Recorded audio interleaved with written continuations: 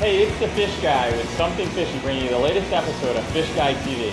And today I'm with my favorite person, my twin brother, Don Harrington, who heads up our commercial service operation. And we're here today to talk about a really cool thing he has going on with breeding seahorses.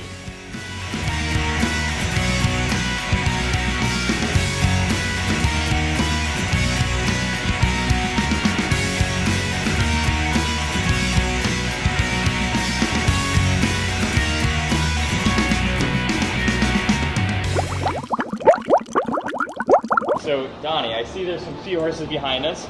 I see seahorses that are very, very small, all the way up to decent-sized seahorses that we might see in our displays. So tell me what we have here, the littlest guys that I see. These guys are Hippocampus erectus, and they were born about 15 days ago. So they are, we have them in a very small pseudochrysal, and they can, where they can swim freely and get the proper nutrition.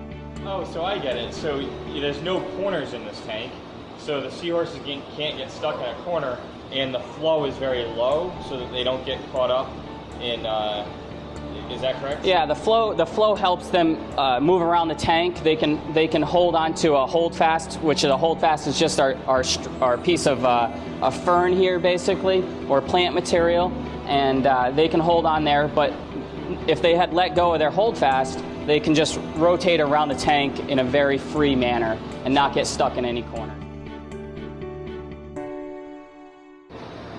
Okay, so from the little guys that are only 15 days old, what's the next stage of seahorses that you have? Well, as they get a little bit bigger and they can maneuver a little bit better in a chrysal, which a chrysal is just a larger pseudochrysal. So as the span gets larger here, it turns into more of a chrysal. Okay. So as these guys get a little bit bigger and they can adjust swim, have their better swim behaviors, we'll move them up to a larger system. These larger seahorses can now sustain a bigger environment, and that's why they're in a bigger tank? Yeah, these guys, they've developed a little bit more, so they have a little bit easier time to swim around.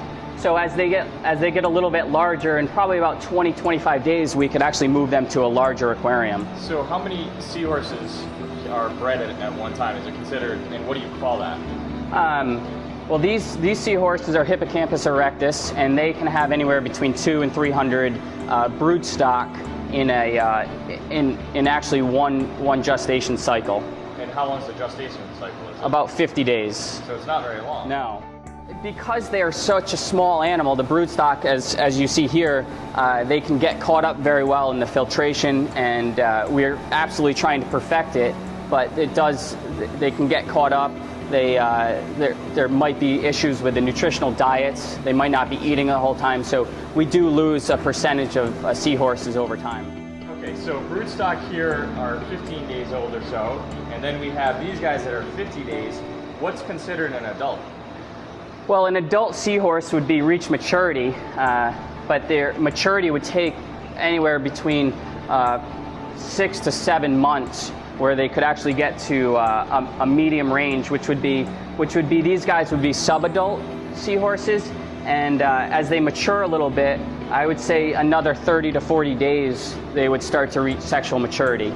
And then at that point they could go into a home aquarium or on display? Yeah, you can see here that this is just a regular rectangular aquarium, and these guys can be displayed as long as the flows are proper and they have even flows and fed the right nutritional diets. They can go right into a home aquarium.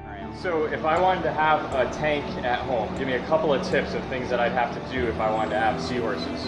If you want to have seahorses are very, they don't like to be bugged. So you can't really have a lot of fishing with seahorses. So you really want to concentrate just on having seahorses, snails, crabs, things like that.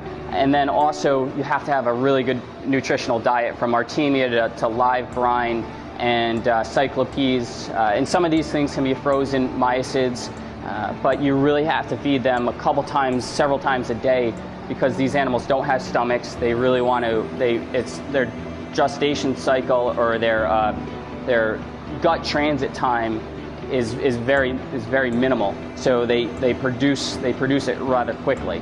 Wow, so no stomachs, huh? No stomachs on these guys. That's interesting. So what do they eat? These guys are eating Artemia, which are basically the hatched brine, and but very young hatched brine. So hatch brine is kind of like a shrimp, right? It's a very minute shrimp. Do we have any here? We actually do. This is right now. This is the Artemia, and this is the beginning stages of hatched brine. So it's a very microscopic material. And that's what we're feeding these guys. So this must be hatch brine as well, right? That's hatch brine, but this is the adult stage of hatch brine. That's pretty cool. So you can actually see them more prevalently swimming around, huh? Yeah. Now these guys would be too big for the juvenile seahorses. Awesome. Well, thank you. This is really great to learn more about seahorses, and we look forward to another episode of Fish Guy TV next week.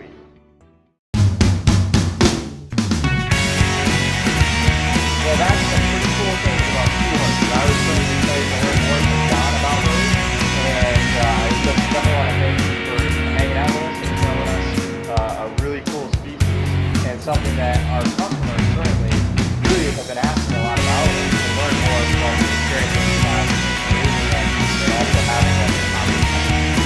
Absolutely. And rock on.